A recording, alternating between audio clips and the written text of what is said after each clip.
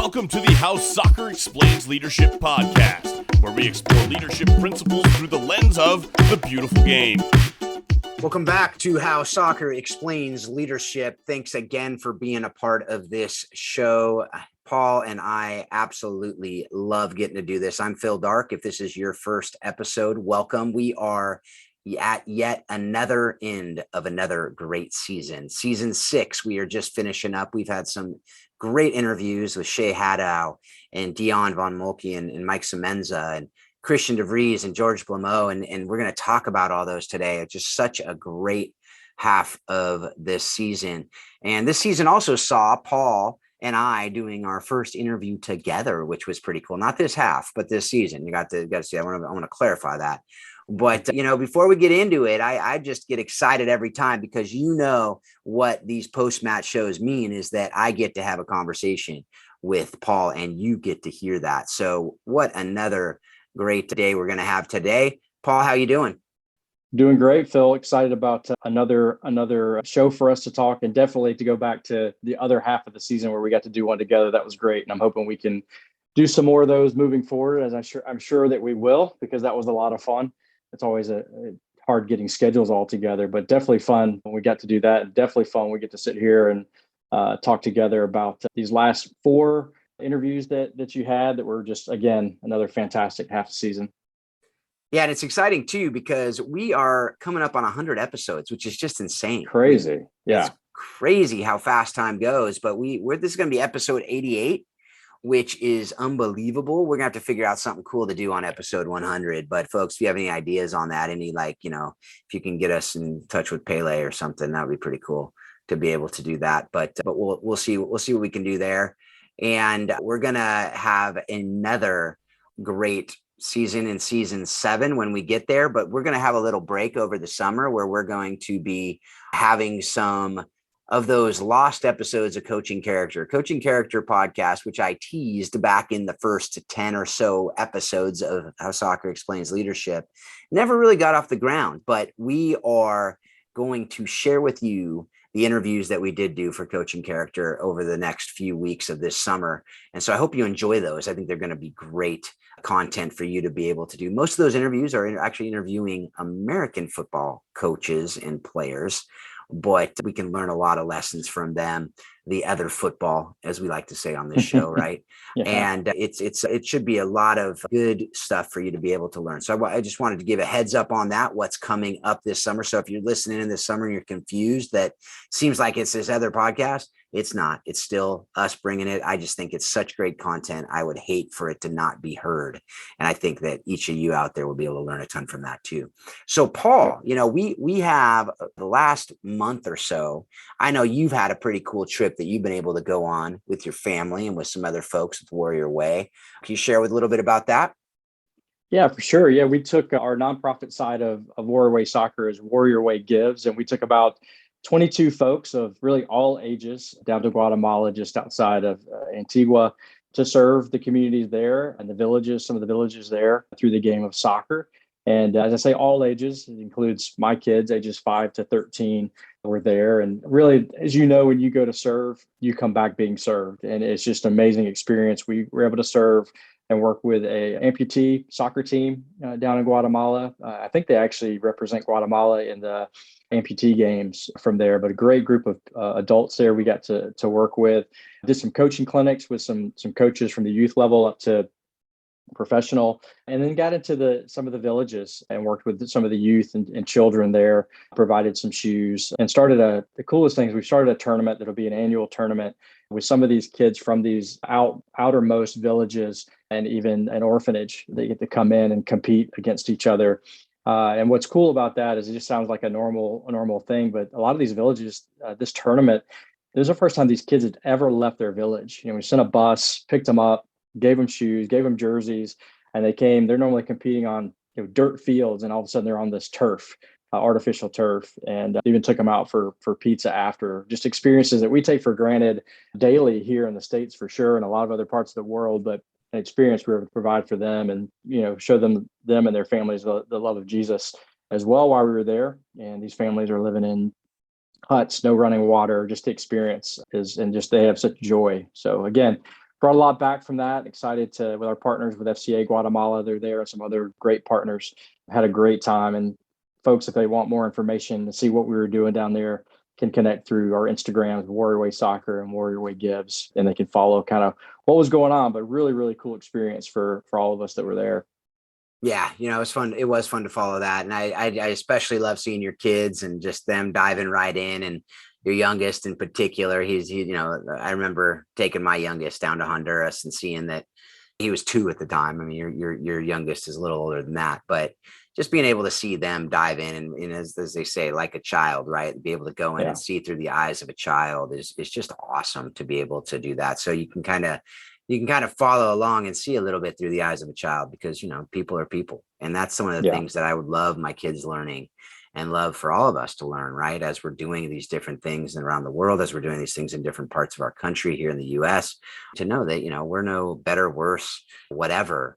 A lot of these mental health things are coming from us feeling inferior or feeling not enough, and I think that's something that we can be able to do for each other all around the world, is to be able to help people understand that we are all broken, we are all messed up, and we all have great gifts that we can give. And so what does that look like? And so I just love seeing that. Even a side note, something that came out of that, and of course we do a lot of, Warrior Way Gives does a lot of stuff here in Waco too. It's not just international, but what's interesting is people sometimes are way more comfortable going out of country to serve people that are so different from them. But we have a hard time really relating to people sometimes that are just more like us in our own communities. And that's something that we brought back, just kind of saying, okay, even in the ministry work that we're doing here in Waco through the sport of soccer, how can we take that same energy and excitement and those, breaking down those barriers a lot easier. And like you said, learning from the kids, where, for us, the greatest barrier probably is language over there, but for the kids, it didn't matter. The language barrier didn't matter. But even here in the States, when we're serving in our own community, there is no language barrier. It's just usually a, economic barrier or whatever. But at the end of the day, like you said, we're all people, we're all made in God's image, and we've got to, put things out there and work together to be the best community that we can be. So really cool environments and great learning lessons through that week down in Guatemala. Yeah, you said that about image bearer. It reminded me, I was just listening to a book by Andy Crouch, who's one of my favorite authors, just a great man as well. And one of the things that he talked about in his newest book, and I'm actually forgetting the title at this point, but he said one day he was just walking through the airport and wanted to go for a walk, but he's like, it's not necessarily the best, views in airports. So he said, but instead he just decided he was just going to see every person as an image bearer. And so he literally walked by every person and just looked at them and just said to himself, image bearer. And I was just like, if we just did that more often, I mean, not every day, you wouldn't get anything done, but to be able to understand and remember that, like, we're not, just because we have a title, just because we do certain things, just because we're better at certain things than others, just because you're a good soccer player, just because you're a good singer, just because you're a good actor, whatever, doesn't make you better, right? As you're an image bearer, and then you have your giftings that you can use, for God's glory. You can use to help you flourish. What does that look like in your different life? Well, that's what we can hopefully help each other do, whether it's, and I love what you just said there, because that's something that I've really, thought a lot about lately, because I do, most of what I do is around the world, like outside of my backyard. And I've just, during COVID, seen so many opportunities because I haven't been able to travel, and to be able to say, okay, what does that look like to do that in my own backyard? So folks, encourage you to do that as well. It's been kind of fun though. Okay. I mean, first of all, I don't want to, if people are wondering, like, what jersey does Phil have on today? Totally. And I'm just, the jersey. So the coolest thing about this is I was looking through my closet today, knowing we're recording, and I'm going, what am I going to wear? And I looked and I saw this jersey. It's the Sacramento Republic jersey. And I'm like, well, I got to wear this because we got to celebrate the Sac Republic victory over the LA Galaxy. Now, LA Galaxy fans right now are going, I'm not going to celebrate that with you. And that's fine. You don't have to. I don't expect you to. But literally everyone else in the country, neutrals abound, are saying, go USL team. They just beat LA Galaxy in the quarterfinals of the Lamar Hunt U.S. Open, that's what's the beauty of the U.S. Open, right? It's like FA Cup when the championship teams or sixth division teams for that matter are beating the Premier League teams. Like, that is an amazing, cool accomplishment. So go Republic. I just want to, let's keep rooting them on. Neutrals out there are going to be definitely behind the Republic, and let's go Sacramento. Yeah, I mean, I'd get behind the underdog, any day of the week. I know, one of our guests over these last 4 weeks was Mike Semenza, and he worked a lot with LA Galaxy. He may not feel the same way as we do right now, but he probably won't, but that's okay. Mike, we love you. But I'm just excited. And it also had one of the great little videos that's going around, gotten viral, is the Sacramento Republic guy also pulled the Neymar and rolled about 10 times after barely getting touched. And he did that thing where he peeked up after he, to see if it got any action from the ref. And unfortunately, the ref was right on top of him when he peeked. So it's a funny little video. You can check that out. That's also the Republic guy too. So lots of airtime for the Republic. And the city needs something, because the MLS bid kind of got pulled out from under the city. And it's a great, soccer town. And it was a big bummer. So to have something like this has been good to revive that excitement of the beautiful game in Sacramento. It's good for the game in general. So yeah. Always excited about those. And I don't think it says anything less about the level of the MLS. I think it says a lot about the level of soccer in general, that are some of our, consider second divisions or whatever, are having some success. And I think, even our team down in San Antonio does a great job competing against the Austin team and some of those things. So you're seeing that more and more across the country. And I don't think that is saying anything negative about the MLS. I think it's just saying the game in general is growing and developing. And I think that's really, really exciting. Yeah, it's a great thing. So, all right. So now you kind of teased the episodes. I did it a little bit earlier as well. So let's just go through those episodes, and we don't need to go in order necessarily, but we did. We had Shay Haddow, we had Mike and Dion. The first car racer on How Soccer Explains Leadership. That's one that people may not have thought we'd ever have. And I love that interview. George Blamoh, man, that's a guy. Actually, talk about FCA Guatemala. He's FCA Liberia. And then Christian Devries, who I'm doing coaching the bigger game with, was the last interview we did. So just throw that all out to you and say, what stood out to you of those interviews, and we can go through each of them eventually. But what were some of those things that just jumped out at you as like the highlights from this half of the season? There's just a wealth of information in these podcasts, and that's nothing new. I mean, these four just as information overload as some of the other ones for me, because I'm just absorbing and absorbing. But I think for me, that the main one that stands out, and they're all fantastic, but George, I mean, just his experience, and I think we learn so much as humans by learning from other people's experiences. And I mean, mission trips are similar to that, where you go and you pour into other, not as much pouring into other people, but learning what other people are doing, what their lives are like, and just hearing George talk and how he, did so much to get himself out of, a poverty situation and change not only just his life, but the trajectory of the lives of his family moving forward, and a lot of that through the game of soccer.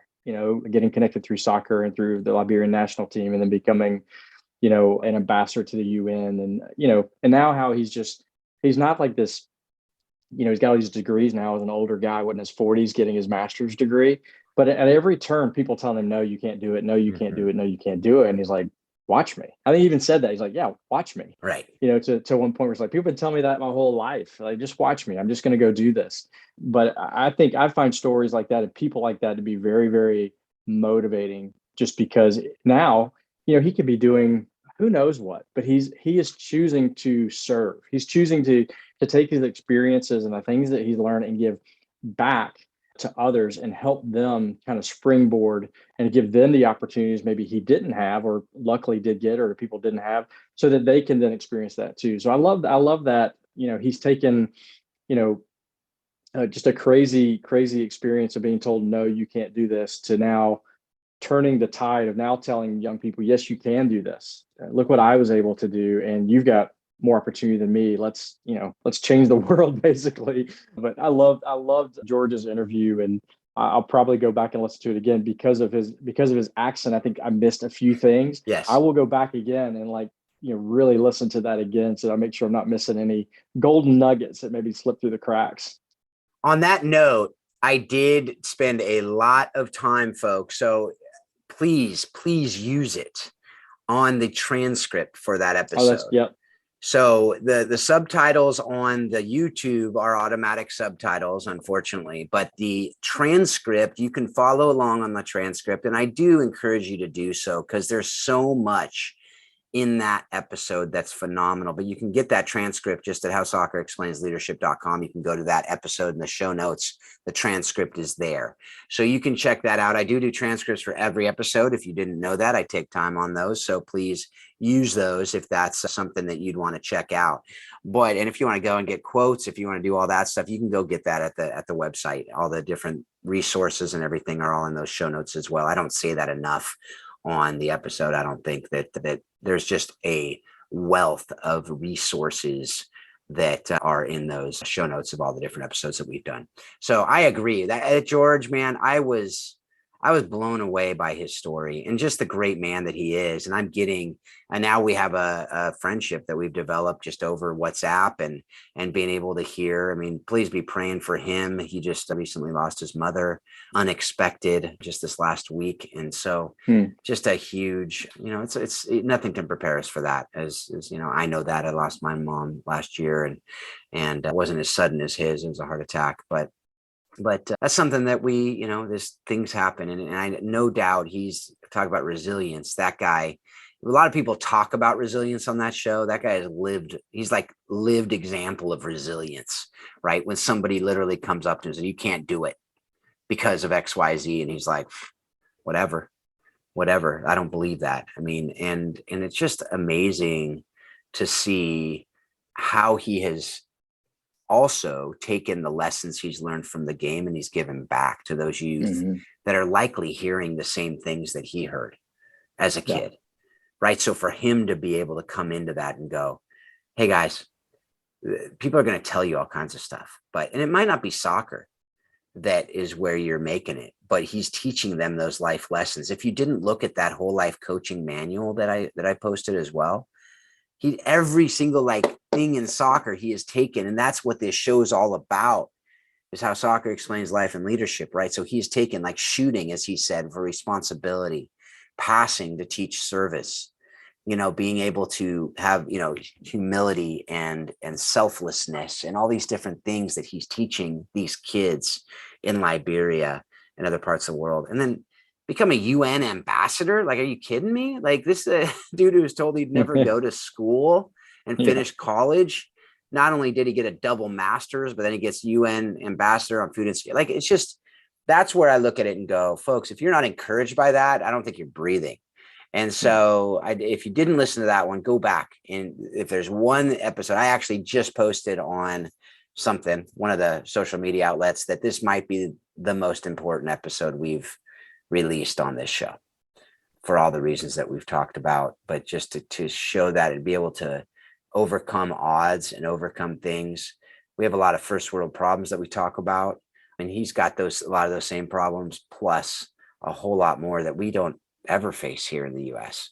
So I encourage you to go check out that interview and just get encouraged and get motivated and get challenged to be better. And to not listen to people when they say you can't make it. If you really feel like you got it in you, then you got to overcome that and keep going and keep pushing. So anyway, I love that interview. Definitely one of my favorites of all time. Yeah, for sure. And I think it's a great one to listen and re-listen. And I think if anything, there might be some folks that come away from that episode kind of even just rethinking kind of what they complain about. Or it could challenge you to say, okay, I can do more than what I'm doing. I think it's a very challenging, depending on how your mindset is and what you're thinking. But I know I kind of came away from it a little bit saying, okay, I think there's more that I can do, coming off the heels of being in Guatemala. I think the timing for me was really kind of cool to hear that. But, we could probably talk about George's all day because it is probably one of the more influential ones we've had in a long time, which encourage people to definitely listen to that one for sure. But, not the only one that of these four that has kind of overcome some challenges to then be able to give back. I think Shay is another example of that in her own right, of how she kind of overcame some obstacles to now provide, a confidence coach, especially for young women and mentoring young women just through her trials and tribulations too, kind of like George, taking the experiences they've had and then rising through it and rising above it, and then turning around and giving those experiences back to another generation, to maybe soften the transition for a lot of other people. So I think she was another really good example of that as well. Yeah, Shay was one that I was, again, I mean, encouraged by all these folks and challenged in different ways. And I think Shay was one, like you just said, overcome, again, adversity, resilience. We had that really, we interviewed her. I don't think it necessarily, I don't remember exactly when it released, but it was like part of the Mental Health Awareness Month concept, and just being able, like that confidence, like you said, the confidence coach, something that can be taught, can be learned. There are some who we know are, born a little bit more confident, sometimes, as I talked about, delusional sometimes. And we think about it, and there is that fine line between confidence and delusion a lot of times. But I do think that to be able to understand that confidence usually comes from doing things a lot over and over and over again, and being able to study and being able to practice and being able to, do things. There are some kids who don't practice at all and are just think they're the best in the world. And again, I think that's delusional. But most of the time, the confidence comes from mastering stuff, and that takes time and that takes effort. We always talked about, I always tell my players, I'm not worried about you being confident necessarily, because it's hard to be confident. Like you said, it takes training. It's over and over and over. But I want you to be determined. Yes. Don't worry about being confident. Be determined, because that determination will push you to do things over and over again. And then you'll find yourself later, like, yeah, I whether you want to use the word confident or not, like, I feel better doing that now. I'm more secure in doing that. And that could be even, when kids, we're just coming out, we're past June 15th, a good week and a half now, but June 15th was the first date of contact for rising juniors in high school from college coaches. And that's something that, we work with, and some of the clubs that I work with, is role play. Hey, you're not comfortable talking to adults or college coaches. Well, let's role play, and let's get that over and over and over again, so that you are now, that determination of pushing forward to get through that uncomfort zone into a comfort zone is really important. So I like how you said that, just that over and over and over again, to build what we could say confidence, but being determined in those moments to push through those things is really, really important. And I think the work that Shay is doing is really, really important for especially the young women that she's working with right now. Yeah, that's one of the cool things, folks. So if you didn't listen to Shay's interview, go, especially if you have young women in your life, whether they're daughters, whether you're a coach, whatever, she specializes in the girls game and young women. And I encourage you to check that out. Even one of my friends said, he and his wife listened to it, and they had their daughter listen to it, and they bought her book and got really encouraged by it, because, she's experienced a lot of it, and she gets it. And she's been able to write different things, and she's got her podcast, and she's got some other stuff. So go check that out if you haven't already. Very, very good interview, just to be able to encourage us to really work on that confidence piece, which is very important for all of us. So what do you think of Dion and Mike? That was kind of a different interview, but a fun one. I really enjoyed doing it. I don't know about you, but as you were listening, but what do you think of that interview? I think it's great. I love the race car piece of it. I am by nature, I am not a thrill seeker by any means, but I love people that are. And I think that, really more importantly, what they're doing, and I'm assuming it, and I can't remember exactly, but I'm pretty sure it came through COVID and everything like that. But the experience that they're providing players or students or kids really of any sport, whether it's race car driving or soccer, or there's some other sports that they do as well, providing those services is really a unique, I think a pretty cool idea. Really a cost savings for some families too, that one-on-one coaching that's, a little bit cheaper online, I would think, than hiring somebody to come to your house or meet you at a field or whatever. But it was a great interview. I mean, you've got the race car experience, and then you've got, Mike, who, has the soccer experience with his time with the LA Galaxy. It's pretty cool.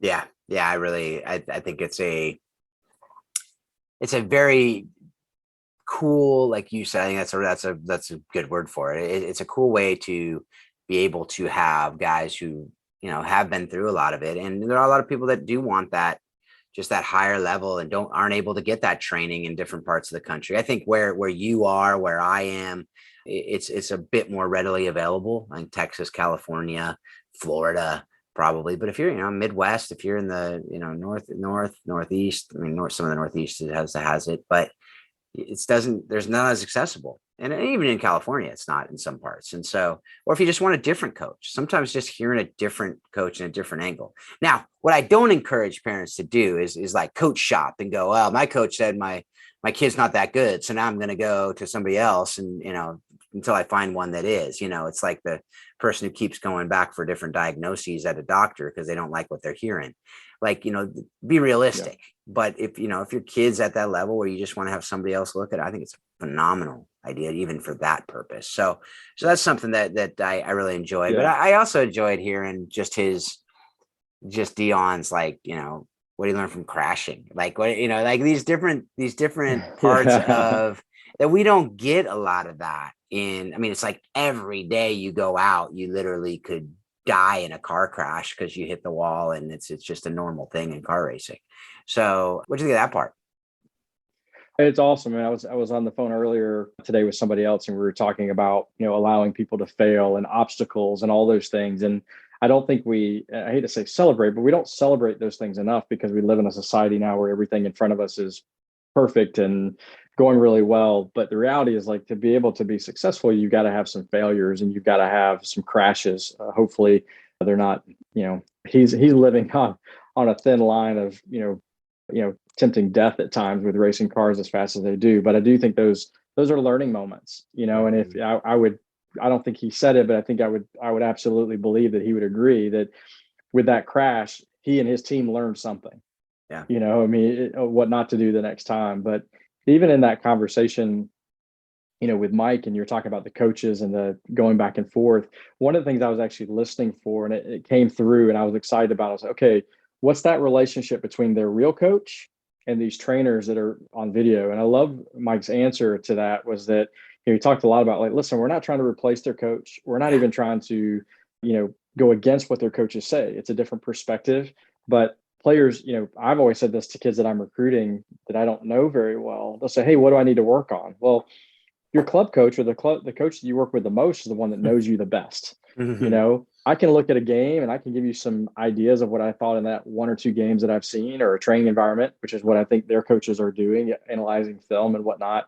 But at the end of the day, I love what they said. Like, hey, your coach is your coach, and we're providing supplemental things and maybe a different set of eyes, and maybe we see something different, but really gave that, for lack of a word, maybe power back to coaches. Hey, we're not trying to replace your coach, but we're just an opportunity to help you get better, or another set of eyes or whatever. And I thought that was important. I was actually listening to see if that was hit or not. And I think it was hit really, really well, which made me value what they're doing even more than, hey, we're the experts. Hey, what we say, you go back and tell your coach what I said. Now, that's not happening. And as a coach, that's extremely valuable to know that you've got people that can partner with you as coaches to help these kids develop, not only as players, but as people. Yeah.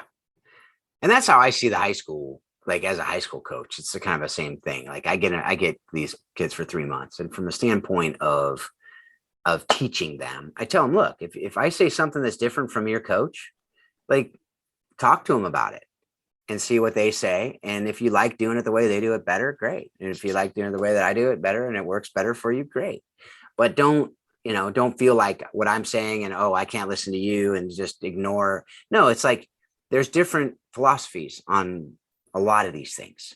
And so to be able to hear that and to be able to put that together, and that the best players in the world are a mix of all the coaches they've ever had. Mm-hmm. And because if they were exactly the same player as one of their coaches, the only one coach that they listen to all the time, then they'd be a lesser version of that coach. And so the fact is that the way that you improve upon even your coaches, and that's what every coach will say, is I hope my players are way better than I was. Absolutely. Right? And that's a good coach's dream, is that all their players are better than they were as a coach, no matter who like Zidane coaching. He wants his players to be better than he was. Right. And that's a high standard.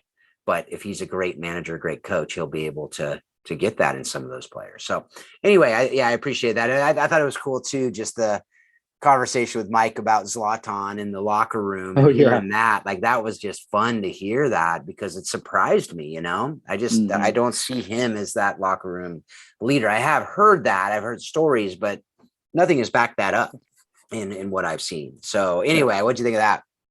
It was great. I think you promised an episode of just you and him talking about Latan stories. So I think our listeners are probably going to expect that in the future. But no, it was cool. I mean, I think I think what's interesting in that, and this made me think of it because I know plenty of professional players, and their personalities off the field are normally different than their personalities on the field. Not always, but the ones like him and some other extremes that you wouldn't know what they're like in the locker room because you're not there. Yeah. And I think players like that, they have to be different. They've got an on and off switch to where, when they're on the field, they're going to be a certain type of player because they have to be. That's the role they have to play to be at their best. And then when they're in the locker room, it's okay that they have a different type of personality. Mm-hmm. But I love those types of players that can do that because there's a level of expectation on the field that he has for himself, and he's going to excel and push himself in that way.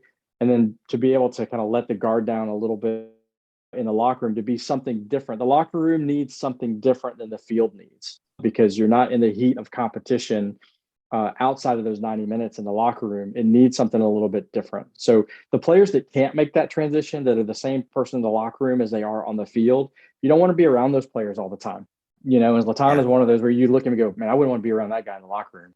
It's good to hear that he's not that guy, but because he's that way in the locker room, it's probably why guys are fighting for him on the field. Yeah. Right? Like, oh, yeah, I can get behind that. Yeah, absolutely.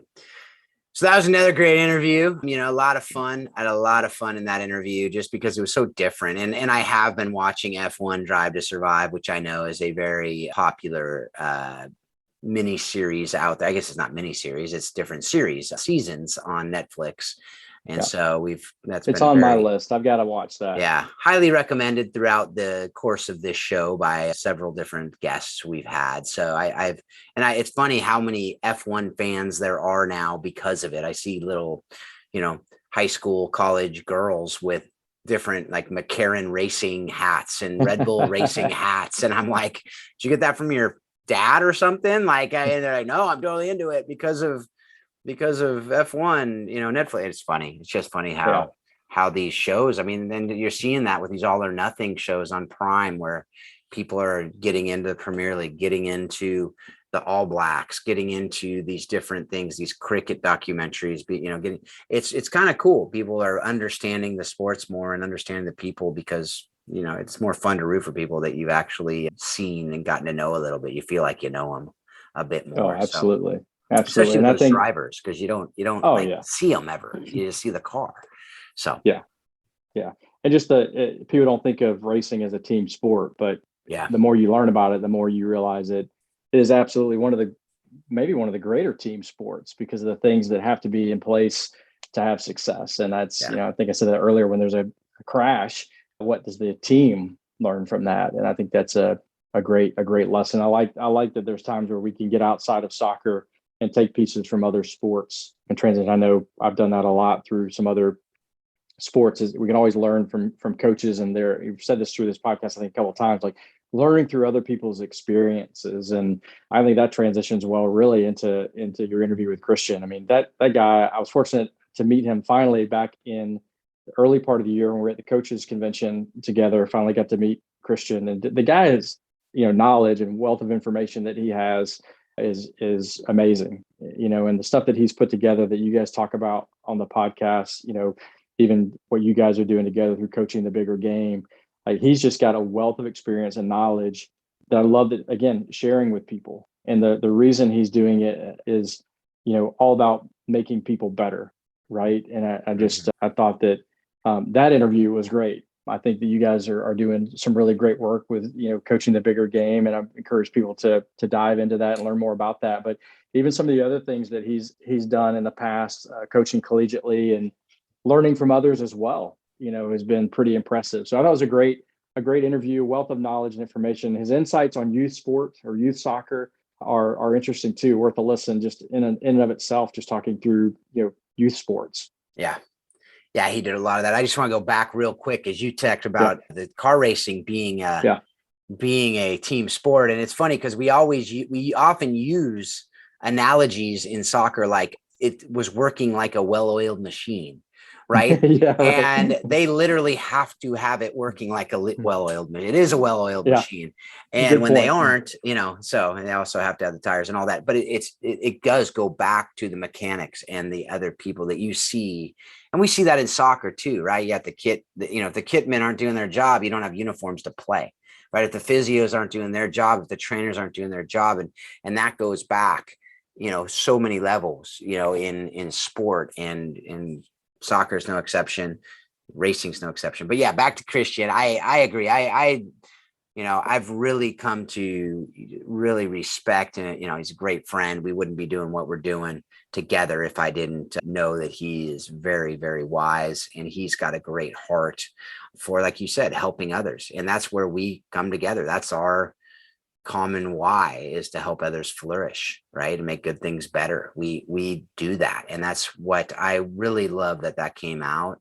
His thought, he's very passionate about all these things, which comes across in the interview, right? Yes. Talking about youth sports, talking about what he's doing. And it's funny because you meet him, and you don't. He's coaching at Paradise Valley Community College in Phoenix. Has been doing that. He's both men's and women's program. He's coaching both. He loves his kids very well. He's very successful in all of that. And then, he texted me the other day. He goes, "Oh yeah, I just got inducted to the Hall of Fame of." Oh no, he didn't even text me.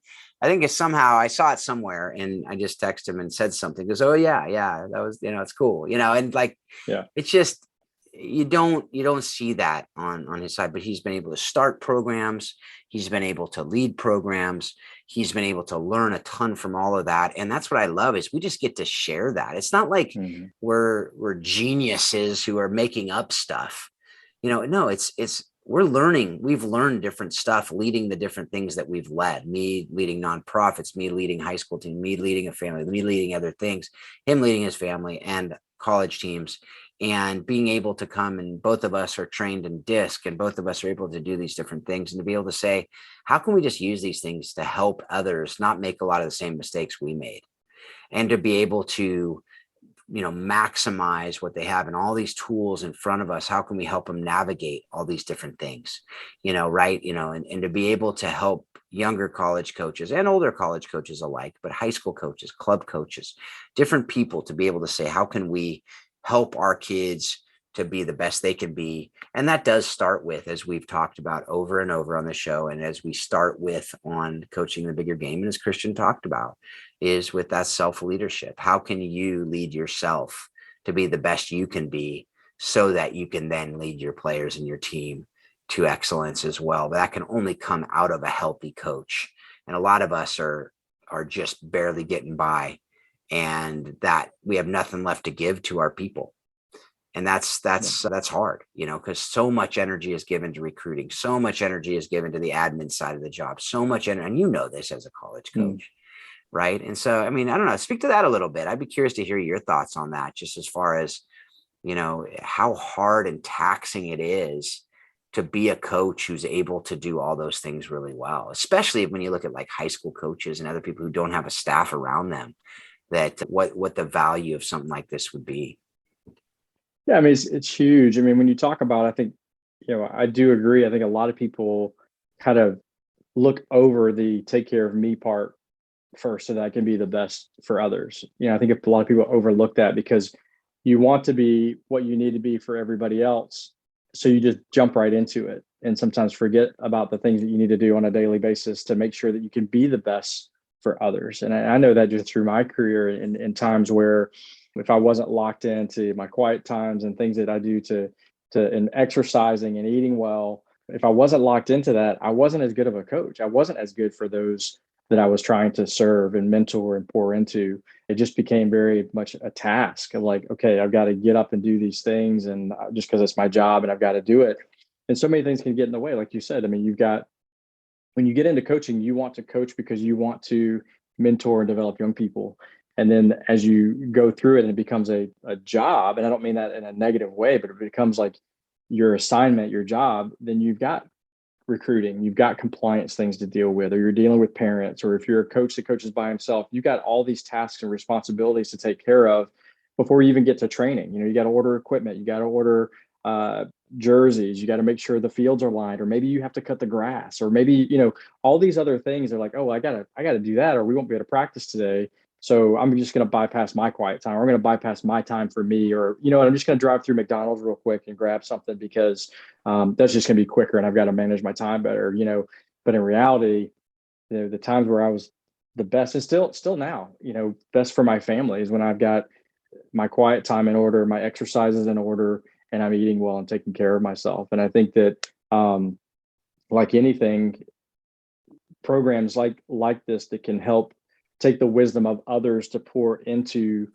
coaches to help remind. Most people know, but they need a reminder. They need the details. They need an ABC plan or a way to really get to where they want to go. And I think that's where this becomes a huge benefit. And I think even going back to DISC, we can't have one of these talks without talking about DISC, of course, but just knowing who you are and how you're wired is extremely, extremely important, so that you can be, again, back to what we want to do as coaches, is to be the best for our players. And those things all lead to being able to do that at your best. But you can't bypass yourself. I always think back to, I don't know if you ever watched The Biggest Loser. We watched that for early on, and the main topic of that would come up for some of these contestants was that they were so busy serving their families or serving their job or serving their kids, very, very important things in their lives, that they neglected their own health. Mm-hmm. And of course, these are the extremes of the extremes, right? But the main thing that they started doing is like, they got them out of their home environments, isolated them, and say, hey, we're going to take care of you right now. And the success stories are the ones that can take that back into their practical lives and say, okay, now I can take care of me. Now I can be a better mom or dad or employee, employer. And I think it's kind of the same idea.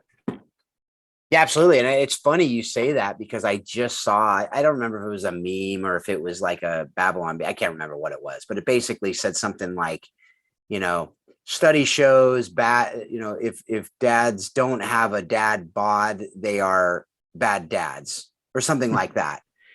And I just thought that was funny, but I thought about it for a minute. And as we're talking about this, I think it's to the contrary. Like if the dad isn't taking care of himself, he's not going to be as good of a dad.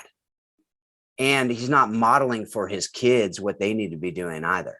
Now, there's an extreme, right? I mean, if he's going out and he's training 20 hours a day and not neglecting the kids, that's I'm not talking about that. I'm just talking, hey, go on a walk, be exercising, do your workouts, be in the Word, be doing these other things that you want to model for your kids. Because do you want them to be healthy? Well, then you need to model health, right? Yeah. Do you want them to be eating well? Then you need to eat well. Do you want, and most they say is abs comes in the kitchen, right?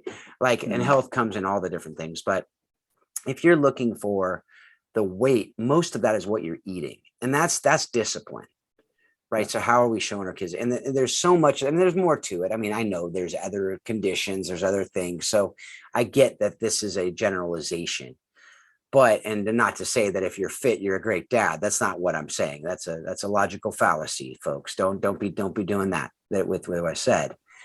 But the reality is, like, we need to be modeling for this. And if we're not healthy, we're going to be more stressed. And healthy, I mean mentally, emotionally, physically, spiritually, every area. If we're not healthy, we're going to be stressed. We're going to be unhealthy in our personalities. We're going to get angry faster. We're going to be more critical. We're not going to be, very healthy. And oftentimes with withdrawal, depending on how you're wired from your kids. So that's something that I want to jump in there. Yeah, I want to jump in there just real quick, because I think this is something just from a coaching perspective, having been in the college game for as long as I was and seeing the programs that are being developed for college athletes, for their physical health, their mental health, all of those things. There's not a lot of that for the coaches themselves. And I think we've probably talked about this on another podcast, but I think that's where like programs like yours are important, is that we can't forget about coaches' mental health and physical health. I I know there's always extenuating circumstances and there are extremes where there's people who have conditions and they're unhealthy. But I know as an athlete, it's easier for me to get behind what a coach is saying to me when we're talking about fitness and mentality or discipline when I see my coach the same way. Mm-hmm. Right. And so I think as coaches, we need to make sure, because our universities or our clubs or whatever, whoever we work for, or high schools, they're probably not providing those environments for us. We have to do it ourselves. Yeah. And I think that the program that you're providing, Coaching the Bigger Game, is one way to really help our coaches do that better. Take care of yourself so that your players can look at you and they believe in you because you're probably a very good person and all of these things. But what are you doing? Like I take the example, my wife is the extreme. I know she's the other side. She's the 1% over here that, she's like, hey, I'm going to run fitness with our players. One, because she could, and she could beat all of them, probably still could to this day. But like our players wanted to play extremely hard for her because they're like, okay, well, if she can do it and she's a couple months pregnant, which she can do at times, I can do this. Like, I want to do that. So I think there's something to even like players that see their coaches just going out on a jog or going out on a run to take their health. When you go on the road with your team and you have a strict diet for your team, do you order something different because you're the coach, because you can? Well, that's probably not right. So anyway, that's kind of a hot button for me. And I think it's important, but I think it ties really well into how do we take care of ourselves? What kind of example are we being for our players so that we can help them be their best? We've got to try to be our best as well. And that discipline piece, and I'm preaching to the choir right here. I'm preaching to myself at times as well. Plenty of times that I've got a strict diet for my players and I'm sneaking on, peanut M&Ms or something, for my travel pack. But we've got to challenge ourselves as well to be the best that we can so that we can be the best that we are for our players. Absolutely. And it's not saying that you as a coach need to be an elite D1 athlete. That's not what we're saying. Although Marcy, no, I never was one. Yes, so. right. But even like seeking and doing, we're not saying you have to be on the same regimen as your players. But if you're going to tell them, hey, do 10 burpees, just whatever, you should be able to do some burpees, right? Like, and that's something that I fully, that's something. My high school coach was a very big man who told us to go run 5 miles all the time. And I'm like, you will run 5 miles, dude. Like, I'm going to say, that was my reaction. Our college coach would take us on runs and he would be in the front and he's leading the way. And like, okay, like I can't even catch up with the old guy, Exactly. Great example. Yeah. No, exactly. And that's the contrast there is massive. If he would have been doing that, guys have been like, okay, you can do it. But it's hard when the coach can't even do what he's asking you to do. Like not even close. Probably couldn't even do 1/5 of what it was. Yeah. So anyway, there are circumstances too. Like, I mean, older coaches, but I do think there's just the example of taking care of yourself, is going to be important. And like, because if they're younger coaches, they can do more, even demoing things. Yeah. As older coaches, can you do it or not? But that's okay if you can't, if you're an older coach or you have some other circumstances. But even them watching like what you're eating and how you take care of yourself, those things are important examples too, that we not to get caught up on, we need to, doing, but just the examples that we show our players, and even being vulnerable in times where, we're not at our best. But anyway, we're going down other rabbit holes. Right. But, we don't need to belabor it, but I think people get the point that we're talking about. And I do think though, that's really what we're talking about here is we're asking our kids to be, our kids, whether it's high school, whether it's college, whether it's pro, whatever the coach is, whatever and not just soccer, not just sports, but as we say, how soccer explains leadership, but in organizations, if you're an organizational leader, in your family, whatever it is, as a leader, you are more credible, you have more authority, you connect more with your people when you are practicing what you're preaching, right? When you are living it out and it's not just words, right? Because your people will see that as hypocritical. And unfortunately, that will take away in a massive way how much they want to, perform. Will they run through a wall for you if you're saying one thing and doing another? Less likely. right? Unless they have to. You don't want them following you just because they have to, because they know they have to get a spot, right? Or they have to for whatever reason. So anyway, that's something that we both firmly believe in. Last minute thoughts as we wrap up another post-match show. No, I mean, it's been another great season, half season. I know we're hitting the summer here with some other things going on. I'm excited about hearing those podcasts as well. I remember we did a few of those earlier on. Was it last summer or something? We did a couple. I can't remember when it was. Yeah, it was early on. We had the coaching character episodes. Yeah. But there's some good stuff that comes out of that. So I'm excited to hear those this summer too, and excited about what we've got in store following those. And yeah, man, just encouraged by what's going on. Yeah, absolutely. So yeah, folks, with that, we're going to wrap up another show. As we've talked about, we're going to be having more coaching character episodes coming your way over the next few weeks to kind of get us through the summer.